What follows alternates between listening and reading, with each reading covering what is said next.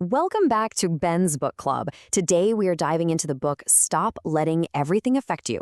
We're looking at Daniel Chidiac's work through a highly specific lens today, the psychologist's point of view. So we're doing a full clinical breakdown of exactly why we let other people's chaos completely hijack our inner peace.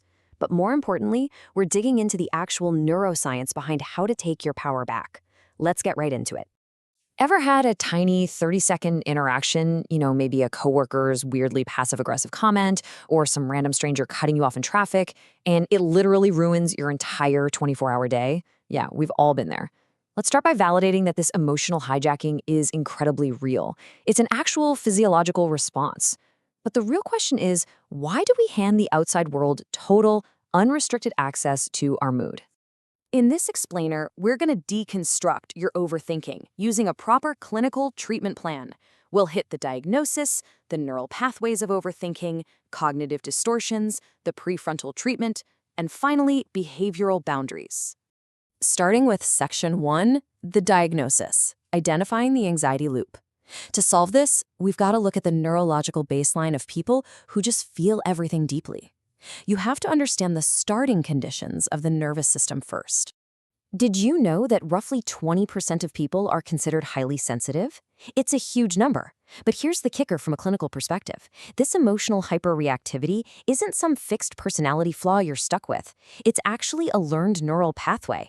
It really often develops as a childhood survival mechanism, basically a way to make sense of environments where your emotions weren't validated. So it's just a practiced habit of the nervous system designed to anticipate threats. It's absolutely not an unchangeable trait. Because of this learned reactivity, we end up falling straight into what's known as the anxiety loop. Think of it as a thought prison where your brain just fixates on a worry, feeds it constant stress, and falsely believes that if you just keep thinking about it, you'll somehow solve the problem. We unconsciously trap ourselves in this cycle. Why? Well, your brain loves conserving energy, and familiar pain actually feels safer and takes less energy to process than stepping into the unknown. We end up clinging to stress, simply because that panicked, heightened state has become our normal, predictable baseline. Crazy, right?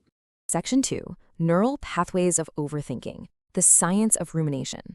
Let's look under the hood at the neuroscience here, because we need to know exactly what is physically happening in your brain when you obsess over that one offhand remark.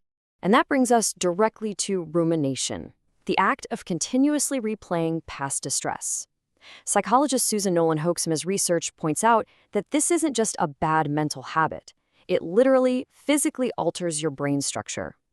Every single time you replay that frustrating conversation in your head, you're paving a thicker, faster neural superhighway for anxiety.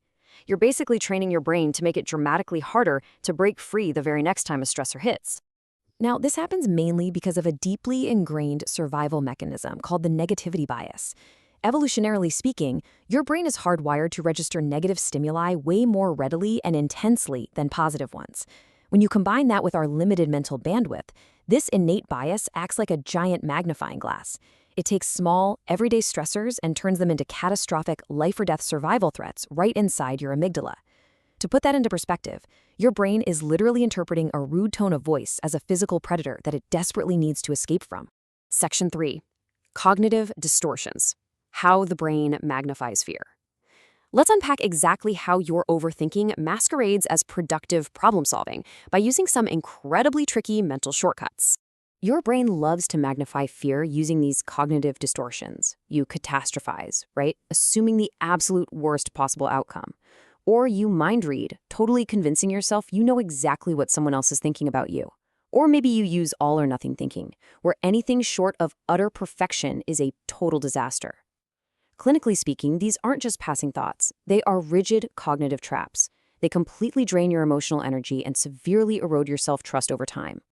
Moving on to Section 4, the prefrontal treatment, linguistic distance, and cognitive reframing. Good news, though. To stop this exhausting cycle, we can use behavioral interventions to physically shift your brain activity away from that reactive, fearful amygdala and put you back in the driver's seat. Just notice the massive difference between these two states. Emotional fusion tells you, I am angry. You literally become the emotion. But prefrontal engagement shifts the language to, I notice anger arising in me right now. This tool is called linguistic distance, and it's a real game changer. By just tweaking your self-talk, you create a neurological circuit breaker. It essentially separates your core identity from the passing emotional wave, which forces your logical prefrontal cortex to turn on and take the wheel. Once you've successfully broken that circuit, you can apply the thought containment strategy. Here's how it works. You notice the reoccurring thought, you set a very specific 10-minute daily worry window, and you table any thoughts outside that window for later. By doing this, you're giving your brain a much-needed structured boundary. It's infinitely more effective than fighting that impossible battle of trying to force your thoughts to just stop entirely. You're basically telling your brain, hey, we're going to process this, just not right this second. And that totally satisfies the amygdala's need for attention without letting it hijack your entire day. Next up is the redirection protocol. This is all about shifting your focus away from avoidance goals and toward approach goals. See, avoidance goals, like telling yourself, I won't let them upset me, are still heavily focused on the external. You're just trying to escape pain. Approach goals, on the other hand, are all about seeking agency. When you ask, what meaningful goal can I focus on right now, you shift your locus of control from the outside, avoiding what others think, to the inside. That restores your personal agency and directs all that nervous energy into values-based action.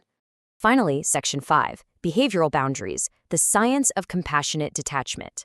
In this last section, we're tackling the external application. How do you actually navigate relationships and boundaries without absorbing everyone else's emotional chaos?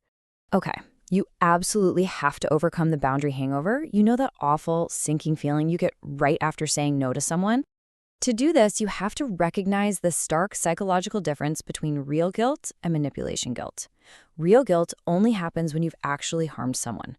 Manipulation guilt, that's when someone is upset simply because you wouldn't let them cross your boundary. Hitting the nail on the head and recognizing this difference is what finally stops you from over-explaining and people-pleasing. And that brings us to compassionate detachment. This is the practice of learning to witness your own emotions and care for others without overfunctioning, rescuing, or absorbing baggage that just isn't yours. Now, this kind of detachment does not mean becoming an unfeeling robot or giving them the cold shoulder. It means reclaiming your steady center. It's about deeply understanding a vital psychological truth. Other people's choices say absolutely nothing about your worth. When you start actually practicing this, you're going to enter what's called the creative void.